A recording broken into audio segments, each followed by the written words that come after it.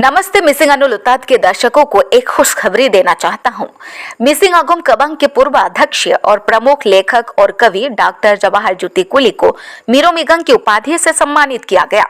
Dibrugarh missing शाखा साहित्य सभा द्वारा 39वां मिसिंग भाषा दिवस डिब्रूगढ़ शहर के मिलन नगर स्थित मुरंग घर में मनाया गया। डॉक्टर कुली को मिसिंग भाषा और साहित्य में उनके उत्कृष्ट योगदान के लिए मिसिंग भाषा दिवस पर डिब्रूगढ़ टाउन मिसिंग अगम कबंग द्वारा आधिकारिक तौर पर मीरो मिगंग पुरस्कार से सम्मानित किया गया। मीरो मिगंग पुरस्कार प्राप्त करते हुए डॉक्टर कुली ने कहा कि मिसिंग भाषा और संस्कृति ने लोगों को समृद्ध किया है। हम दुनिया में कहीं भी हो, हमें अपनी भाषा और संस्कृति को कभी नहीं भूलना चाहिए। हम सभी को यह सुनिश्चित करने का प्रयास करना चाहिए कि हमारी भाषा और संस्कृति का उपयोग अन्य जातीय समाजों में भी किया जाए और हमें अपनी भाषा और संस्कृति को बढ़ावा देने पर भी अधिक ध्यान देना चाहिए, उन्होंने कहा।